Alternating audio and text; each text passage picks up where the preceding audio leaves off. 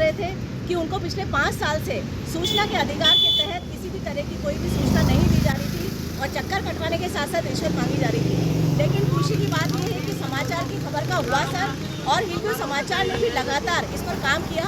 अब हम जानना चाहेंगे कि आप अपने इस पूरे सफ़र के बारे में क्या कहना चाहेंगे।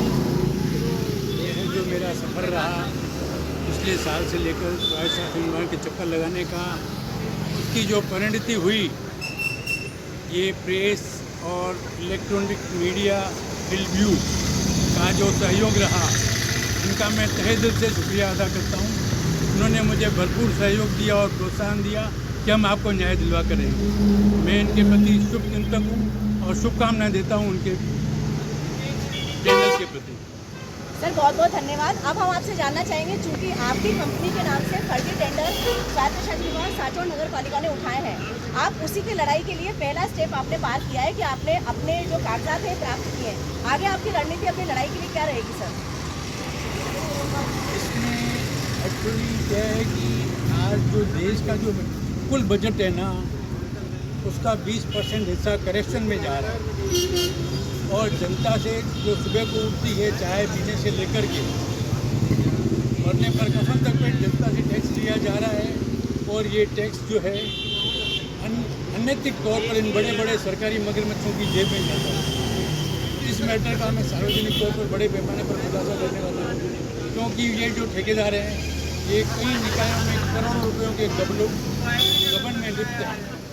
मैं इसका आफ्टर सम टाइम सार्वजनिक खुलासा करूँ और जनता को अवगत करवाऊँगा कि आपके द्वारा जो टैक्स के तौर पर पैसा दिया जाता है, वो पैसा आखिर जाता कहाँ पर है।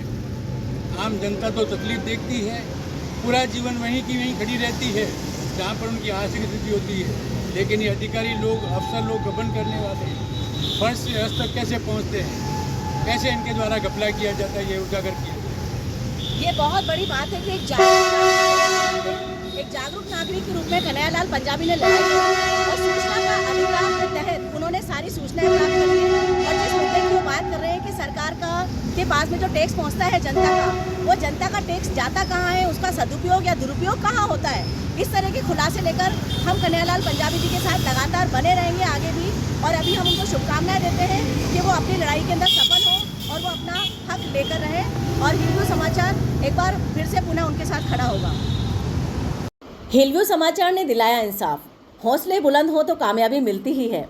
डीएलवी शरद तिवारी विजिलेंस अफसर के 10 लाख की रिश्वत मांगने से आहत थे कन्हैयालाल पंजाबी जोधपुर से। सूचना के अधिकार के लिए सीनियर सिटीजन कन्हैयालाल पंजाबी लगा रहे थे 5 साल से सांचौर नगर पालिका से जयपुर डीएलवी के चक्कर। सीनियर सिटीजन कन्हैयालाल पंजाबी की फर्मों पर फर्जी तरीके से उठाए गए हैं लाखों करोड़ों के टेंडर।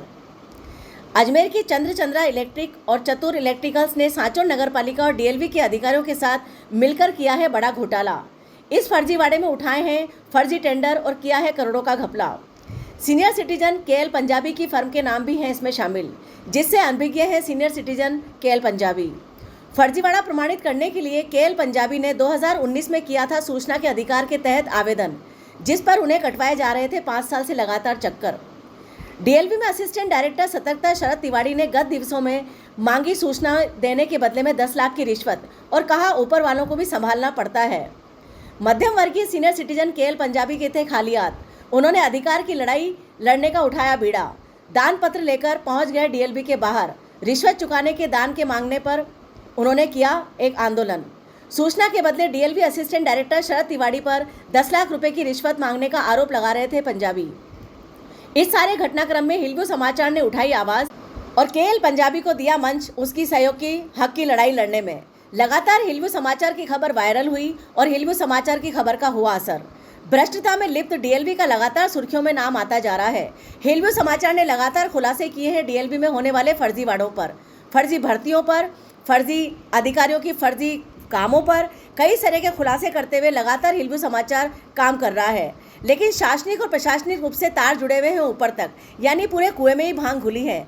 ऐसी स्थिति में केएल पंजाबी ने लगातार अपने सूचना के अधिकार लेने के लिए पीएमओ, सीएमओ, पूर्व डीजीपी एमएल लाठर, भ्रष्टाचार निरोधक ब्यूरो से तत्कालीन पूर्व महानिदेशक आलोक त्रिपाठी, बीएल सोनी, दिनेश एमएन, अतिरिक्त महानिदेशक, असिस्टेंट डायरेक्टर शरद तिवारी, सतर्कता, डीएलवी सहित सब जगह गुहार लगाई और सूचनाएं मांगी, लेकिन किसी भी तरह से सीनियर सिटीजन कन्हैयालाल पंजाबी को निराशा ही हाथ लगी।